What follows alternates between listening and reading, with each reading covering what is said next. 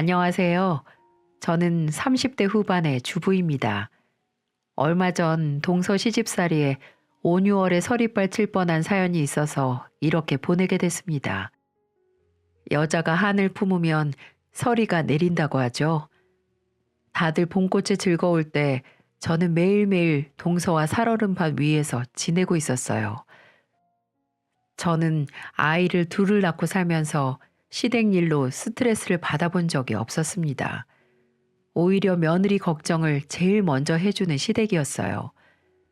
결혼 당시에 양가 도움 없이 남편과 둘이 모아둔 돈으로 시작했었는데 어머님은 항상 미안해 하셨죠. 그렇지만 저는 둘이서 시작하는 게 맞다고 생각해서 한 번도 불만인 적이 없었어요. 그런데 어머님은 마음이 많이 쓰이셨는지 이것저것 많이 챙겨주셨어요. 저는 친정이 지방이라 멀어서 자주 갈 수가 없었습니다. 그런데 어머님은 그런 저를 딸처럼 챙겨주셨어요. 어머님께 미안해서 괜찮다고 하는 저에게 어머님은 다정하게 말해주셨습니다. 내가 사돈한테 우리 며느리 잘해주겠다고 하고 데려왔는데 내가 당연히 해야지. 저 이제 입덧도 많이 괜찮아졌어요. 이렇게까지 안 해주셔도 돼요. 입덧 괜찮아졌으면 더 잘 먹겠네. 먹고 싶은 거 다 말해라. 어머님이 저한테 보여주신 사랑은 돈 주고도 못 살 만큼 값진 행운이었어요. 저는 억만금을 가진 시댁이 있다 해도 지금의 시댁과 바꿀 수 없다고 생각했습니다. 그리고 남편도 성실하고 알뜰한 사람이라서 부자처럼 살지 못해도 없이 살 거라고 생각하지도 않았고요. 원래 결혼이라는 게 양손 가득 쥐고 시작해도 살다 보면 두 손이 텅 비는 생활이라고 하잖아요. 그래서 저희 부부는 욕심 없이 주어진 것에 만족하며 착실하게 살고 있었어요. 비록 대출받아서 마련했던 집이지만 처음으로 마련한 내 집이라 좋기만 했습니다. 매일같이 쓸고 닦을 정도로 아끼는 보금자리였죠. 그래서 우리 네 식구가 즐겁게 잘 살았습니다. 저희가 처음으로 네 식구 보금자리에 입주하던 날 남편이 귀여운 이벤트도 해줬습니다. 아이가 둘이나 돼서 병원이라도 한번 가려면 너무 힘들었는데 남편이 그걸 알고 저에게 중고차를 선물해 준 거예요. 남편은 저보다 더 신난 얼굴로 제게 말하더군요. 여보, 나 만나서 그동안 고생 많았지? 혼자서 애들 보려면 힘들 텐데 편하게 다니라고 내가 중고차 한 대 뽑았어. 앞으로도 우리 더 열심히 살자.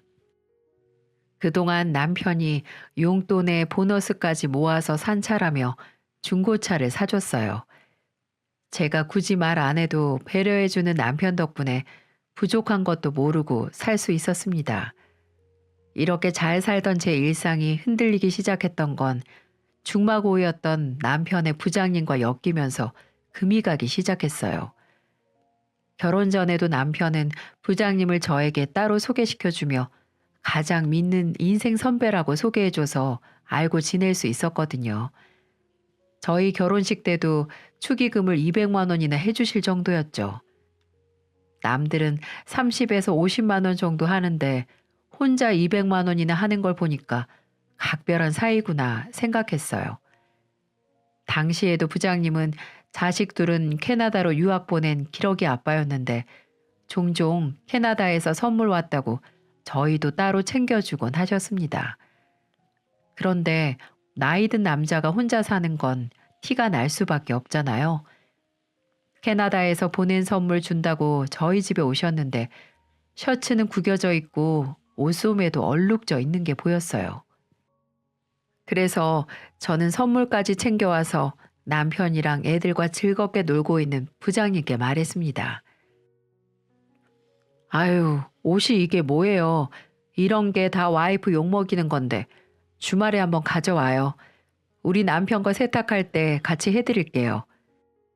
아유, 괜찮아요. 가끔 같이 저녁 먹는 것만도 기러기 아빠한테 황송해요.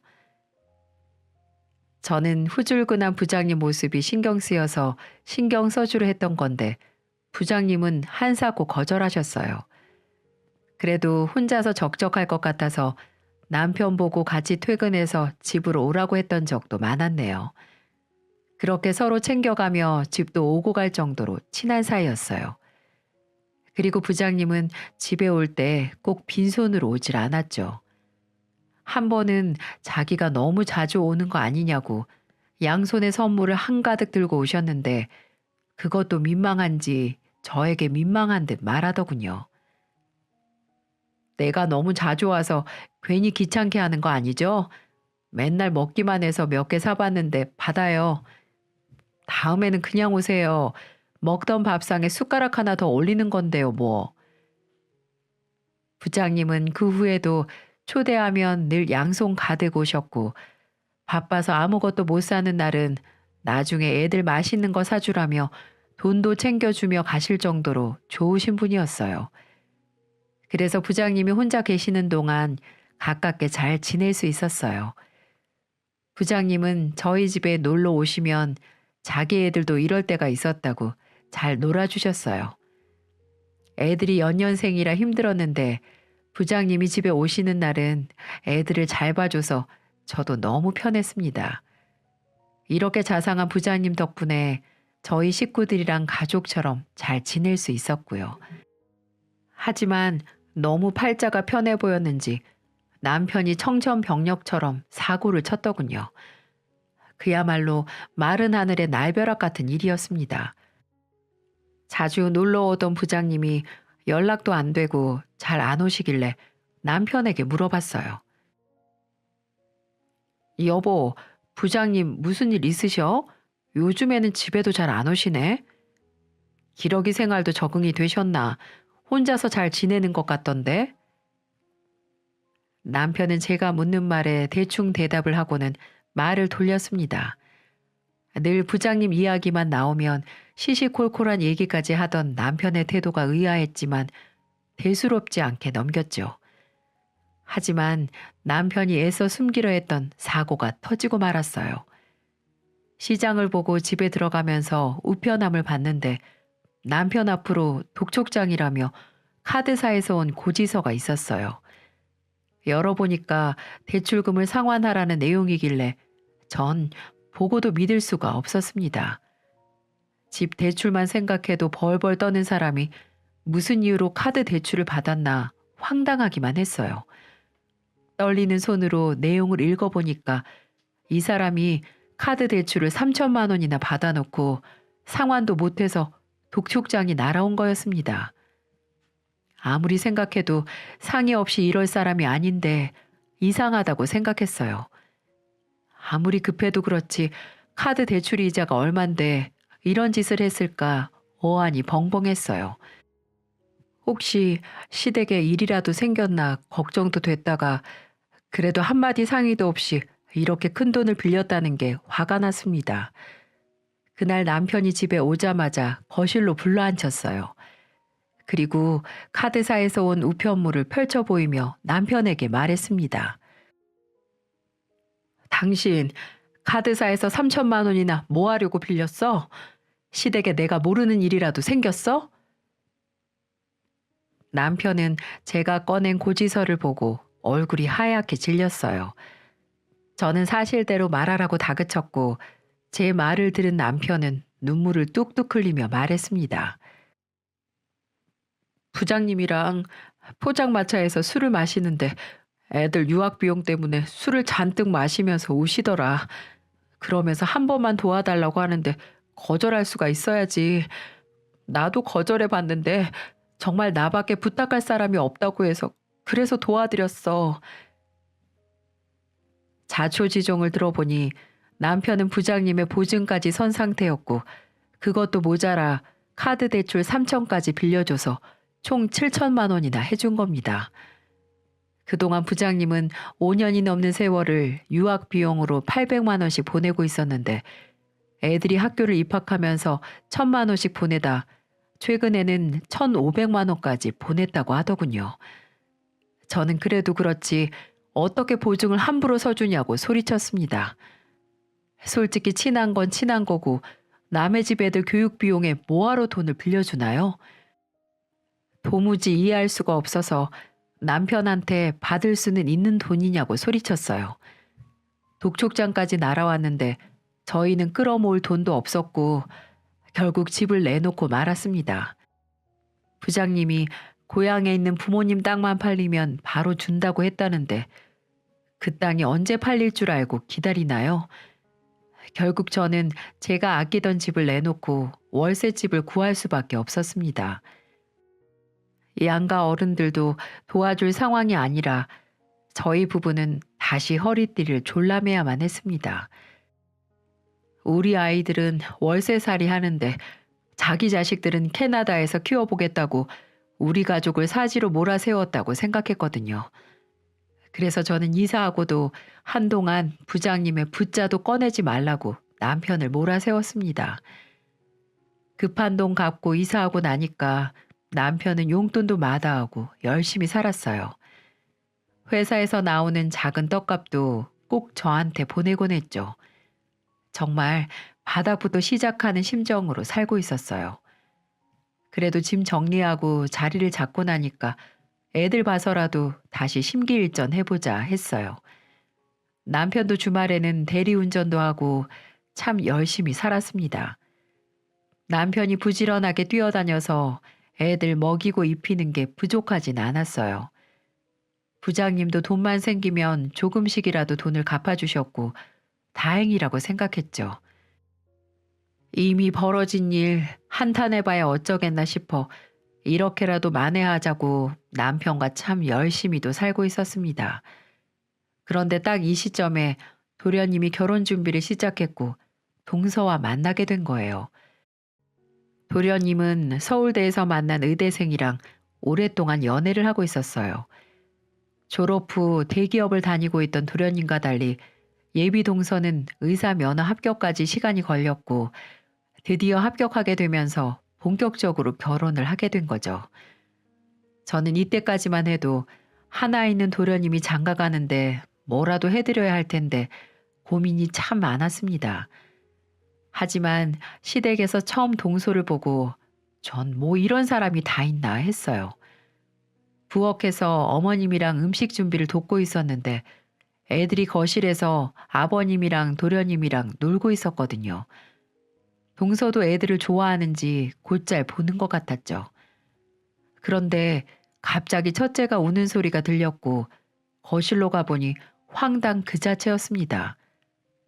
동서가 첫째 아들한테 영어 이름을 물어봤대요. 그리고 그게 뭐냐고 묻는 애를 면박을 준 거예요. 도련님도 그만하라고 말렸는데 동서는 우는 애를 달래는 저를 보고 말하더군요. 요즘 애들 영어 늦으면 안 되는데 형님 아직도 영어 시작을 안 한 거예요? 동서, 그런 문제는 내가 알아서 할게요. 오늘은 인사드리러 온 거잖아요. 어른들이랑 얘기나 잘하세요. 아버님도 당황하셔서 첫째를 데리고 방으로 가셨고 다들 동서를 처음 보는 자리다 보니까 어색하게 상황이 넘어갔어요. 다들 예상치 못한 상황이라 분위기를 수습하려 말을 돌렸고 도련님은 저한테 와서 사과를 하더군요. 형수님, 제가 대신 사과드릴게요. 나쁜 의도로 말한 건 아니에요. 좀 솔직한 사람이라. 의도는 어찌됐든 전 불편했어요. 앞으로 조심해달라고 해주세요. 도련님은 꼭 말하겠다며 가셨고 저는 이때부터 동서가 보통은 아니다 싶었습니다. 왜 그런 사람 있잖아요. 솔직하다면서 자기 할 말 끝까지 다해서 미운 털 콕 박히는 사람. 동서가 딱 그런 사람이었어요. 나쁜 사람이라고 하기에도 애매한 사람이었죠. 동서를 이렇게 생각하게 된 이유는 처음 다 같이 시댁 식구들 모여서 밥을 먹게 된 날 바로 알았어요. 보통 처음 어른들과 식사하는 자리에서는 입맛에 안 맞아도 그냥 먹지 않나요? 어머님 음식이 조금 짠 편이라서 저도 처음 왔을 때 놀라긴 했었어요. 그래도 결혼하고 넌지시 말씀드리니 그랬냐며 웃으셨는데 어머님은 짜게 드시는 편이라 몰랐다고 하셨죠. 그런데 동서는 그날 처음 다 같이 밥 먹는 자리에서 사실 그대로 말해서 깜짝 놀랐습니다. 어머님이 동서에게 음식은 괜찮냐며 물어보니 동서가 어머님께 말하더군요.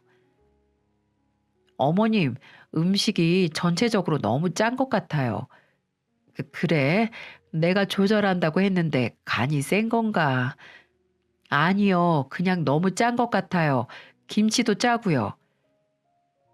동서의 말에 아버님은 헛기침을 하셨고 시누이도 어이가 없었는지 동서를 빤히 쳐다보더군요. 도련님은 밥 먹다 말고 당황해서 어머님께 해명을 했어요. 짠 음식이 몸에 안 좋으니까 그래도 맛은 있어. 난 엄마 요리가 제일 맛있더라. 이렇게 말하면서 동서를 한번 툭 치더군요. 그제야 동서도 건강 생각해서 그랬던 거라고 했지만 제가 봐도 지나치다 싶었습니다. 그런데 이게 끝이 아니었습니다. 밥 잘 먹고 다 같이 거실에 앉아 있었는데 제가 핸드폰을 꺼내느라 가방을 찾고 있었거든요. 그때 제 가방을 본 동서가 눈이 휘둥그레져서 말하는 거예요. 어머, 형님, 그 가방 짝퉁 아니에요? 구찌 로고가 뒤집어져 있어요.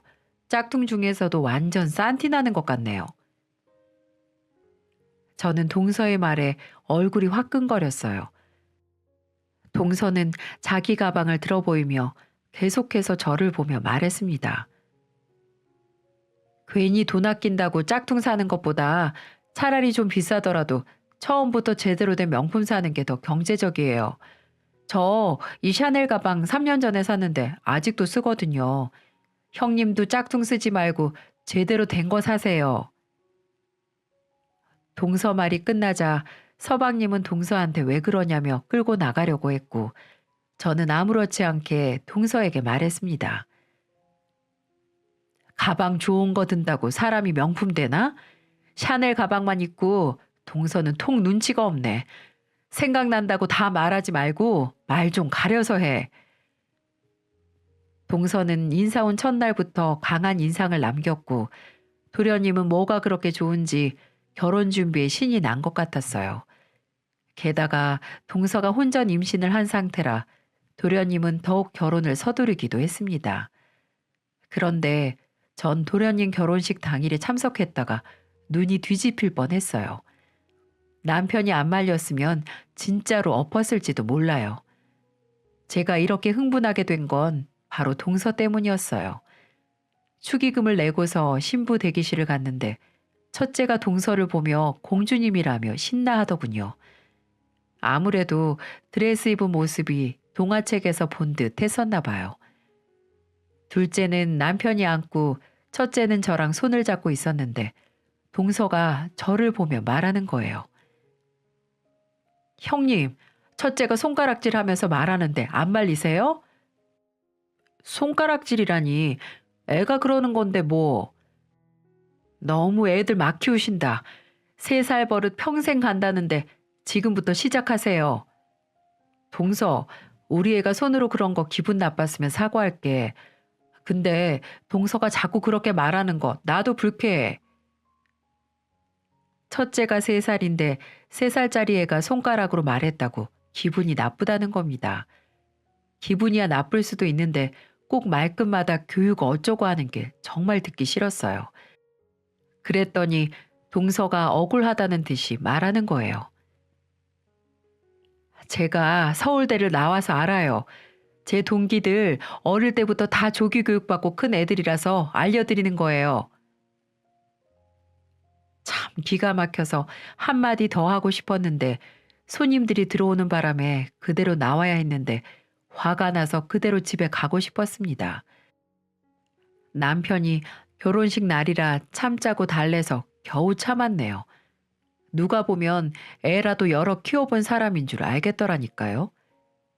그날 축의금도 도련님 결혼식이라 100만 원이나 했는데 밥도 안 먹고 애들이랑 같이 외식했어요. 그런데 동서는 제가 했던 말들을 귓등으로도 안 들었는지 어째 신혼여행 다녀와서 상태가 더 심각해져서 왔습니다. 서방님은 저랑 동서 사이에 있던 일이 신경 쓰였는지 신혼여행 다녀와서 시댁에 갔다가 저희 집으로 왔었어요. 이제 결혼도 했고 잘 지내고 싶어서 온 것 같았죠. 저도 앞으로 계속 마주쳐야 하는데 얼굴 붉힐 수도 없으니까 오라고 했어요. 하지만 이날 저는 집에 여우를 들인 격이었습니다. 동서랑 서방님이 도착해서 거실에 있었고 저는 두 사람이 가져온 과일을 내왔어요.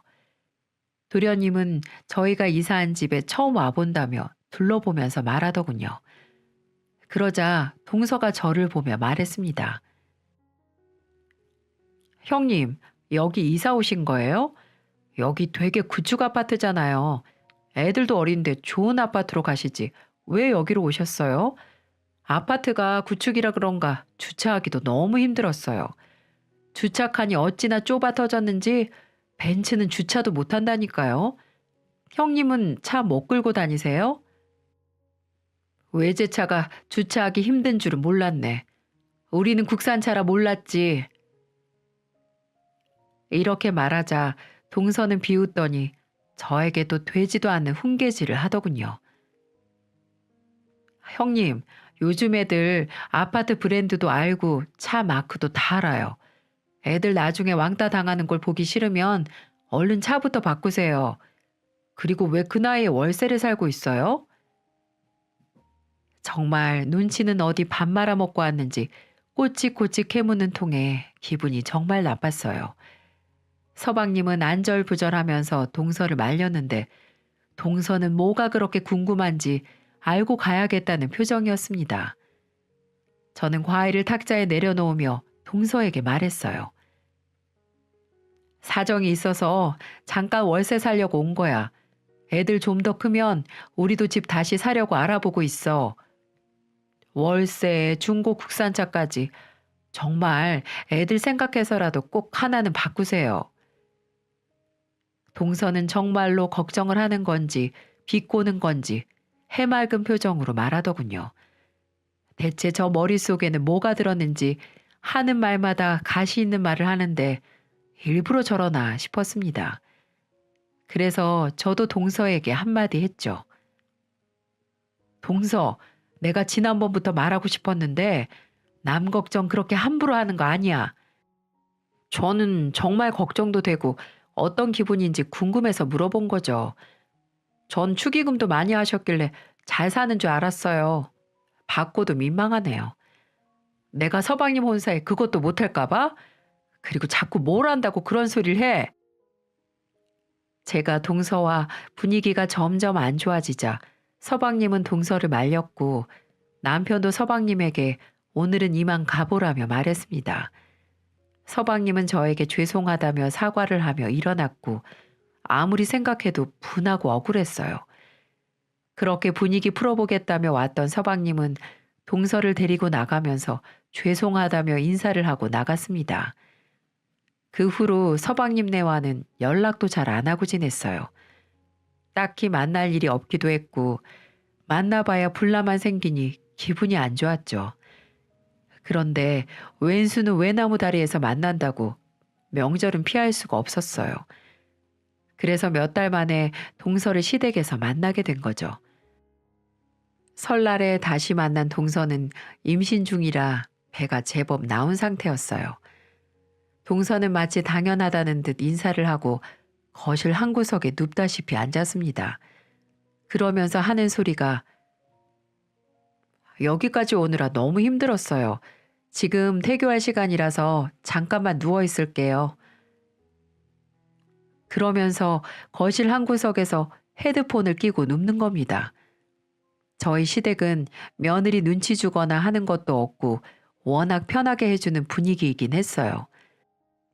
그런데 동서는 결혼하고 첫 명절인데 너무하다 싶었습니다. 어머님이랑 아버님도 당황하신 것 같았는데 이미 헤드폰 끼고 누웠는데 무슨 말이 들리겠어요? 눈까지 딱 감고 거실에 누워있는데 코도 막혔는지 음식 냄새도 못 맡나 봐요. 저랑 어머님이 분주히 움직이면서 기름 냄새 풀풀 풍기는데도 꼼짝을 안 하는 거예요. 귀 막고 눈 감고 누워서 한참을 안 일어나는데 진짜 대단한 여자다 싶었습니다. 아버님도 1시간이 넘게 누워있는 동서를 보며 혀를 차셨어요. 태교를 저렇게 오래 하고 누워있을 거라고 누가 생각이나 했겠어요? 어찌나 유난을 떠는지 명절에 시댁 오면서 온갖 태교 용품까지 챙겨왔더군요. 시누이는 신기했는지 동서가 챙겨온 물건을 들춰보며 이게 다 뭐야 하며 동서에게 말을 걸었습니다. 올케는 짐이 다 뭐야? 하룻밤 자고 갈 건데 짐이 그렇게 많아? 뱃속에서 아기가 못 드는 것 같아도 다 들어요. 하루라도 빠지면 안 되죠. 이거 서울대 동기들도 다 하는 거예요. 아유, 난 저렇게 하래도 못하겠다. 시누이는 동서 말을 듣더니 손사래를 치며 우리 애들 저런 거 안 듣고도 잘만 컸다고 장난스레 말을 했습니다. 그 말을 들은 저도 웃음이 나더라고요. 육아는 각자 알아서 할 일이라 그럴 수도 있다 싶긴 했어요. 그때 어머님은 옆에 있던 저에게 귓속말로 말하셨습니다. 우리 아들 저런 거 안 해도 서울대 잘 간 거 보면 난 손 안 대고 코 풀었어. 그치? 어머님의 말에 전 웃음이 나왔고 어머니의 말에 다 같이 웃으며 음식 준비를 하고 있었어요. 그런데 의자에 누워서 태교 중이던 동서가 갑자기 일어나더니 가방에서 봉투를 꺼내서 우리 애들한테 가는 거예요. 그러더니 애들한테 봉투를 주며 말하더군요. 자, 숙모가 주는 선물이야. 받아. 그러면서 3살짜리 아이에게 봉투를 주길래 뭘 그런 걸 주냐며 거실로 갔어요. 첫째 손에 있는 봉투를 뺏어 들며 다시 동서에게 주는데 동서가 저보고 이렇게 말했습니다. 형님, 돈 앞에 장사 없어요. 괜히 자존심 부리지 말고 넣어두세요. 나중에 이사 가려면 이렇게 모아야죠. 저는 동서의 말을 듣고 돈 봉투를 바닥에 던지며 말했어요.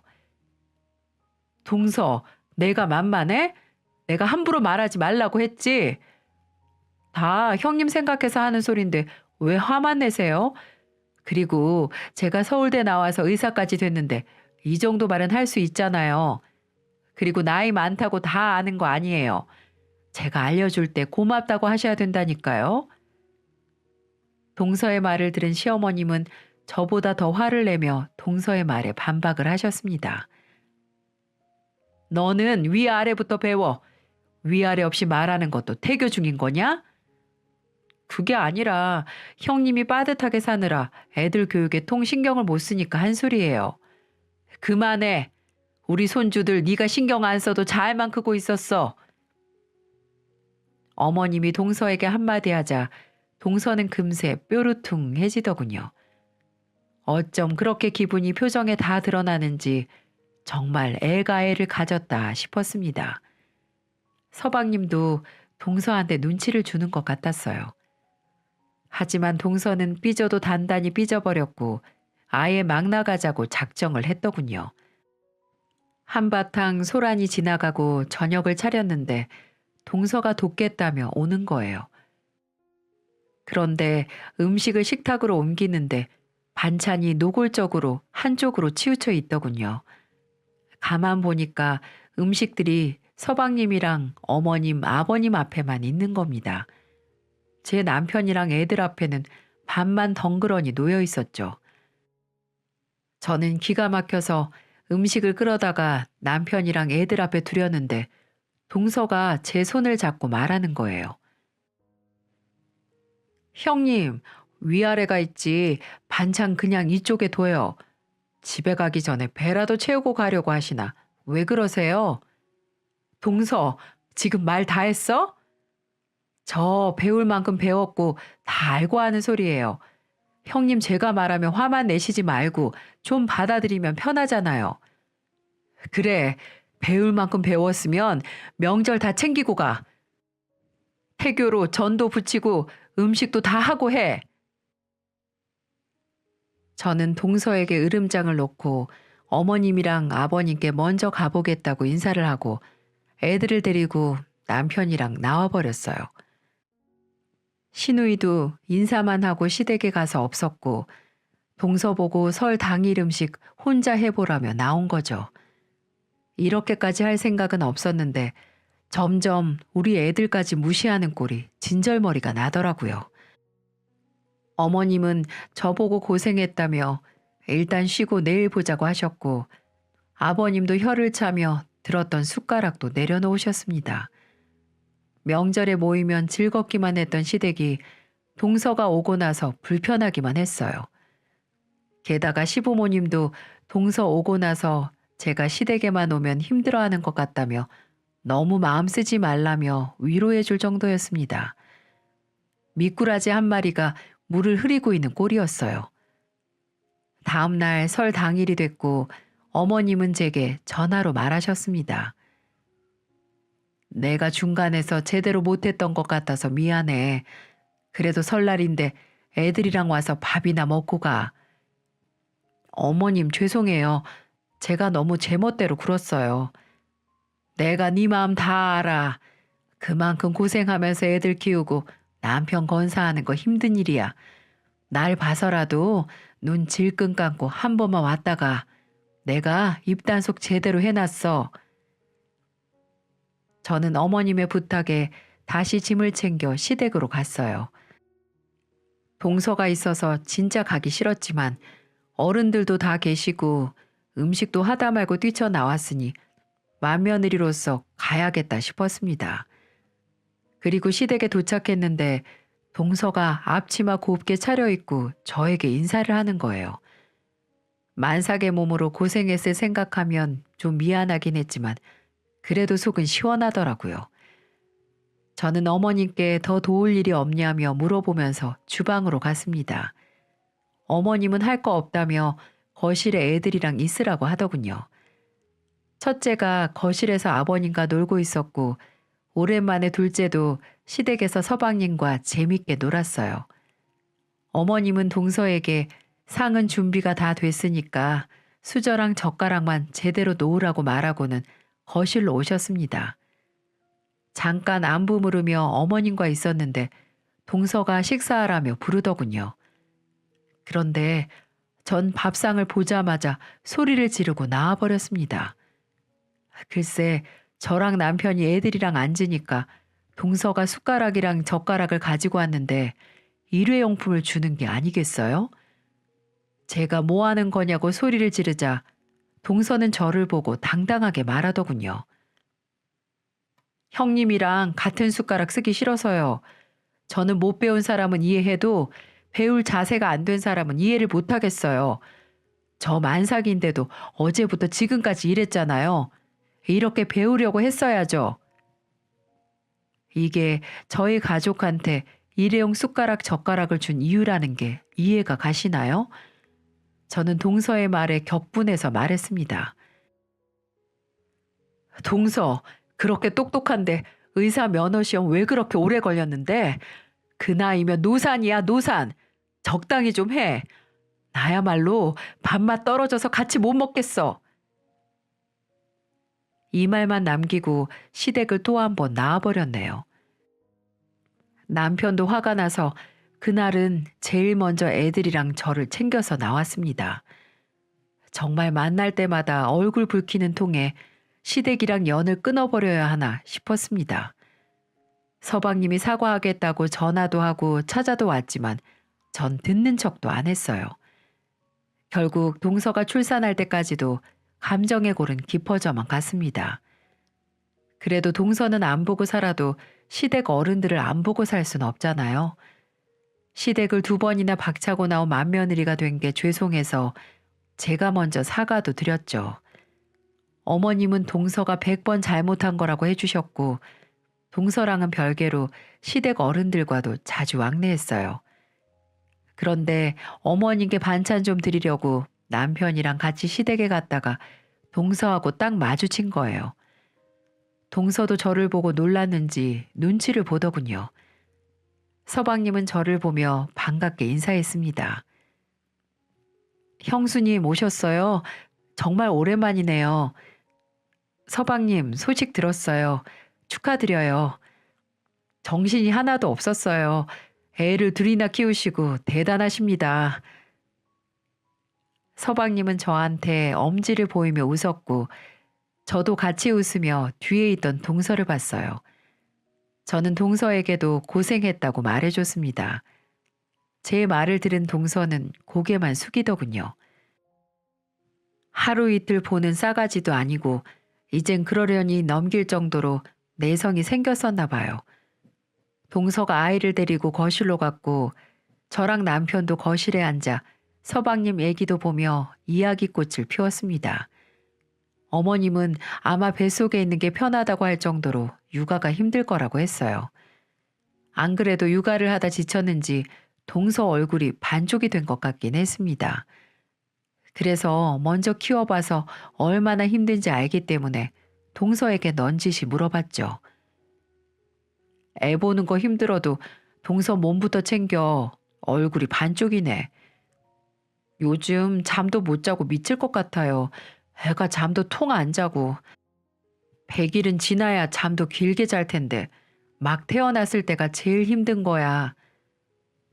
애 엄마들끼리는 통한다고 동서랑 육아 이야기를 하다 보니 금세 이야기를 늘어놓게 되더라고요. 동서도 그간 너무 힘들었다며 어머님이랑 저한테 하소연하듯이 늘어났죠. 그래서 애 보는 게 마음처럼 쉽지 않다고 얘기하는데 갑자기 동서가 저에게 말하더군요. 형님은 지금이 더 힘들지 않아요? 내가? 애들 저 정도면 다 큰 건데 뭐가 힘들어? 아니, 요즘 돈 없어서 생활비도 빠듯할 거 아니에요. 월세 매달 내는 것도 등골 휠 텐데. 애들 때문에 일자리 못 구하시는 거면 저희 집에서 일하실래요? 편하게 그냥 집 청소 좀 해주세요.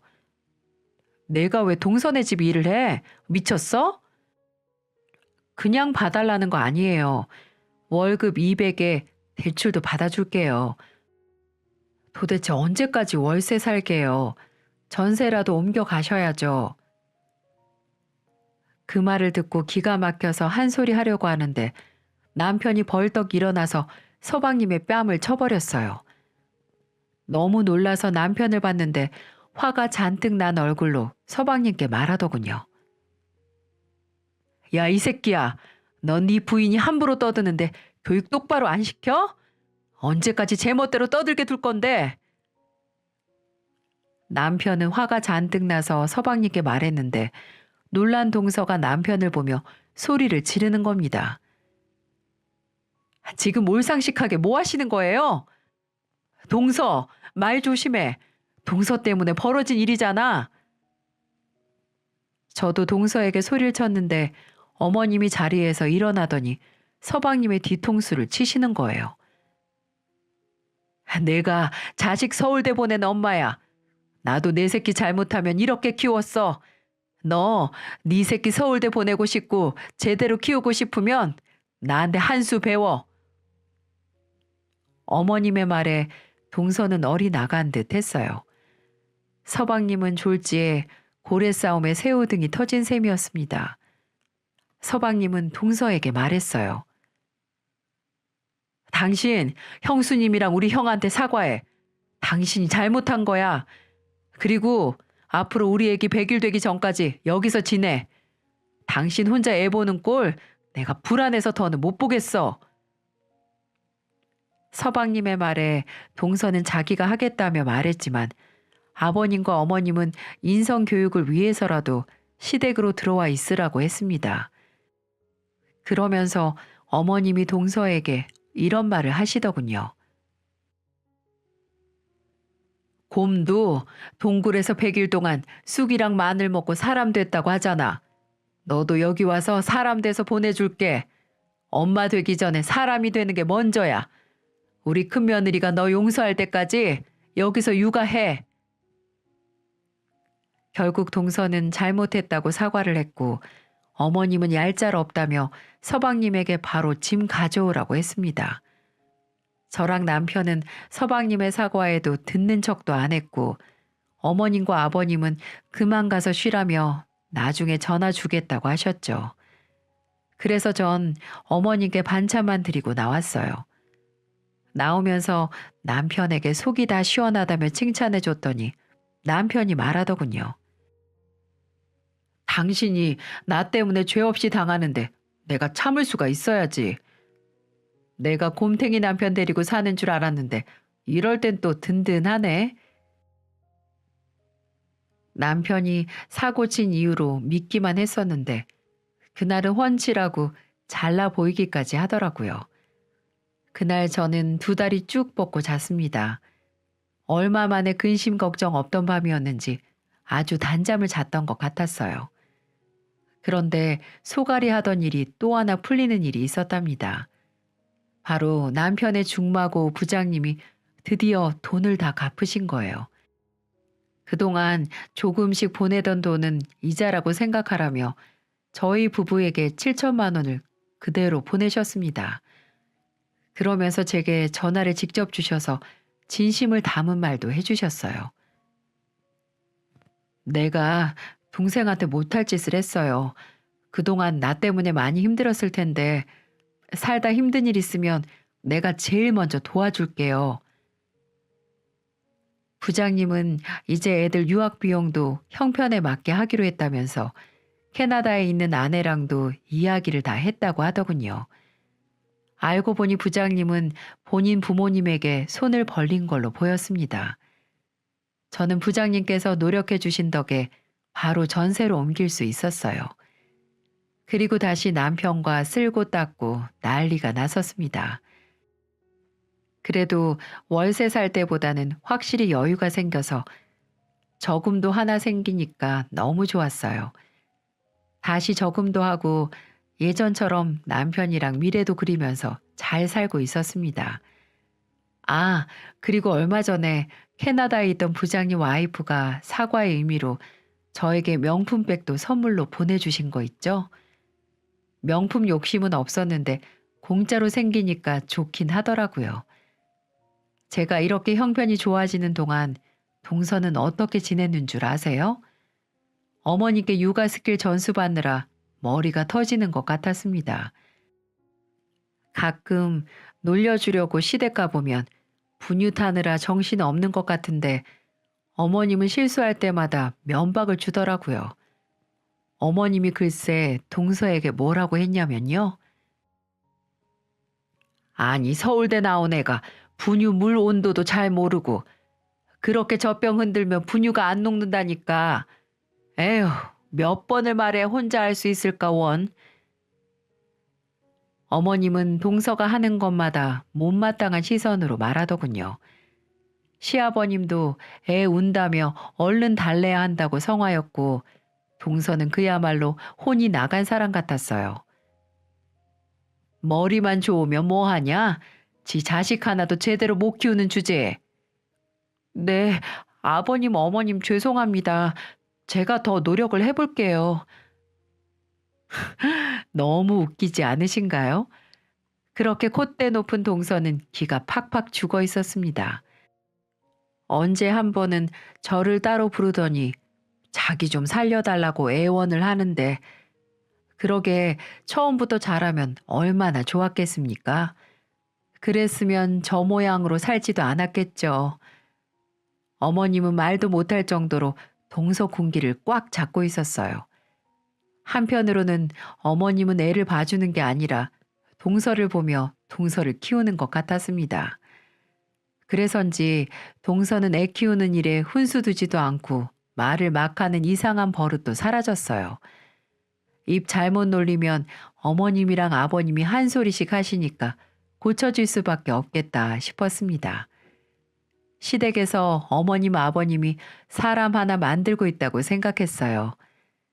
3살 버릇 80까지 간다는 말이 있는데 동서도 초보 엄마답게 더 좋은 환경에서 잘 배우면 달라질 거라고 생각합니다.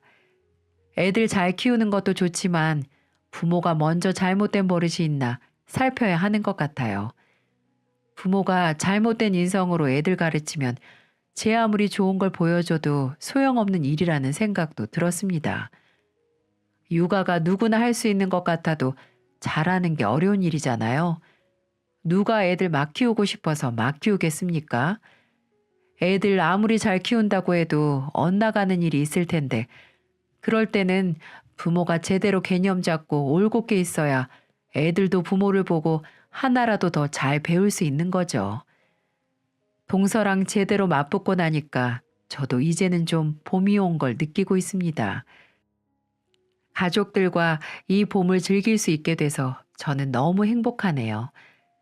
잠깐 힘들었던 시기도 있었지만 그래도 평범한 일상의 소중함도 알 수 있던 기회였다고 생각합니다. 여러분들도 소소한 일상 속에서 행복을 만끽하며 지내셨으면 좋겠어요. 제 긴 사연 들어주셔서 감사합니다.